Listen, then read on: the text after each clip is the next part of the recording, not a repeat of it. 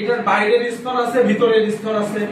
তাহলে একটা পরাগরেণু যেহেতু, তাহলে ওর বাইরের অংশ আছে, ভিতরের অংশ আছে।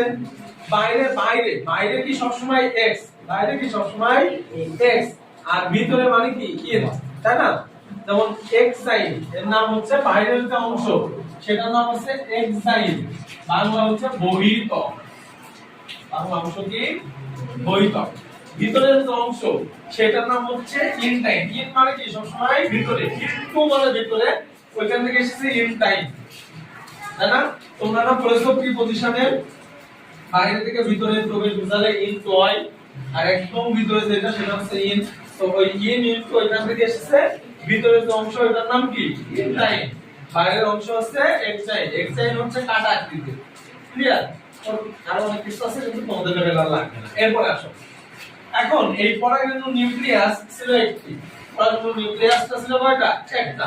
এই পরাগরেণু নিউক্লিয়াস, একটি নিউক্লিয়াস থেকে এখানে মাইটোসিস ঘটে। কি ঘটে? মাইটোসিস ঘটে। একটা নিউক্লিয়াস থেকে পরবর্তীতে দুইটা নিউক্লিয়াসে পরিণত হয়। একটা নিউক্লিয়াস থেকে কয়টা নিউক্লিয়াসে পরিণত হয়? দুইটা। যার একটিকে বলা হয় নালিকা নিউক্লিয়াস। একটির নাম কি? নালিকা নিউক্লিয়াস। আর আরেকটা নাম হচ্ছে জনন নিউক্লিয়াস। নালিকা নিউক্লিয়াস কি গঠন করবে? অবভিয়াসলি নালী গঠন করবে। আর জনন নিউক্লিয়াস আমাদের কি দেবে? গ্যামিট দেবে। তোমাদের বইয়ে জেনারেটিভ সেল, জেনারেটিভ নিউক্লিয়াস আছে, জেনারেটিভ নিউক্লিয়াস আছে বইয়ে। ঠিক আছে? ক্লিয়ার? তাহলে এর পরবর্তীতে যে নালিকা নিউক্লিয়াসটা কি করবে? আমাদের এই যে ইনটাইন আর ইনটাইনের লেয়ার বেস করে, এক্সাইনের লেয়ার বেস করে আমাদের একটা নালী গঠন করবে। কি গঠন করবে? নালী। এই নালীটা হচ্ছে পরাগ নালিকা বা পরাগ নালী। এই নালীর নাম কি? পরাগ নালী। ক্লিয়ার? ওকে। এরপরে জনন নিউক্লিয়াস। জনন নিউক্লিয়াস আবার কি হবে? মাইটোসিস হবে। জনন নিউক্লিয়াস মাইটোসিস হয়ে একটা কোষ থেকে দুইটা কোষ। ভালো করে এই যে জনন নিউক্লিয়াস, এইটাই একটা কোষ থেকে কয়টা কোষ তৈরি হলো? দুইটা কোষ। ক্লিয়ার?